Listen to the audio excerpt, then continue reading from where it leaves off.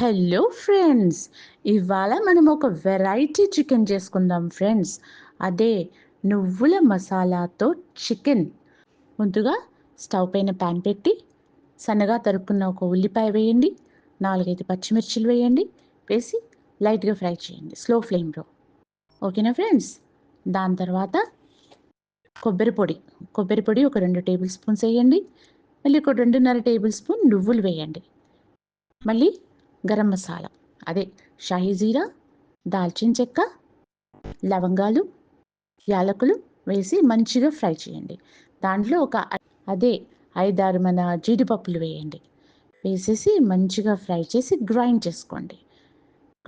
కొంచెం నీళ్ళు పోసి గ్రైండ్ చేసుకున్న తర్వాత అది పక్కన పెట్టుకొని స్టవ్ పైన ఒక ప్యాన్ పెట్టి 2 టీ స్పూన్స్ ఆయిల్ వేసి అందులో ఒక ఉల్లిపాయ సన్నగా తరుక్కొని వేసి 4-5 పచ్చిమిర్చీలు సన్నగా తరిగి వేసిన తర్వాత ఆ మసాలా ఏదైతే ఉందో మనం గ్రైండ్ చేసింది అది అందులో కలిపేయండి.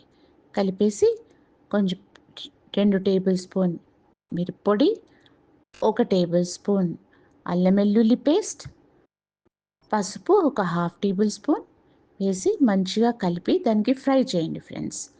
ఫ్రై చేసిన తర్వాత ఇందులో మీరు నూనె ఎక్కువ కావాలంటే 2 టేబుల్ స్పూన్స్ కన్నా ఎక్కువ 3 టేబుల్ స్పూన్స్ కూడా వేసుకోవచ్చు ఫ్రెండ్స్. కడిగిన జార్ది నీళ్ళు అందులో పోయండి. మనం ఏదైతే గ్రైండ్ చేసామో అది కొంచెం జార్లో నీళ్ళు పోసి ఆ నీళ్ళు ఈ మసాలాలో యాడ్ చేయండి. చేసి మంచిగా ఫ్రై చేయండి ఫ్రెండ్స్. కొంచెం నూనె పైకి తేలాలి అంతవరకు సాల్ట్ యాడ్ చేయండి. దాంట్లో ఉప్పు వేయండి.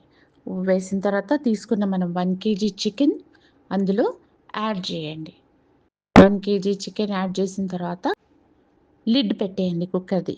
Only 3 whistles friends. 3 విజిల్స్ లేకపోతే 4 విజిల్స్. 3 విజిల్స్ అయితేనే చాలు ఫ్రెండ్స్. దాని తర్వాత దాన్ని మూత తీసి అందులో ఒక 1/2 కప్ కర్డ్ యాడ్ చేయండి. కర్డ్ అంటే పెరుగు యాడ్ చేసిన తర్వాత కొంచెం ఉడకనివ్వండి. ఉడకనిచ్చిన తర్వాత సన్నగా తరిగిన కొత్తిమీర అందులో వేసేయండి ఫ్రెండ్స్. వేసిన తర్వాత అసలు ఇది ఉడికేటప్పుడు వచ్చే వాసన ఫ్రెండ్స్, అసలు వాసన చూసి మీరు ఆశ్చర్యపోతారు. ఇంకా టేస్ట్ అయితే చెప్పనక్కర్లేదు ఫ్రెండ్స్. ఇది ఒక్కసారి ట్రై చేయండి ఫ్రెండ్స్. చేస్తారు కదూ?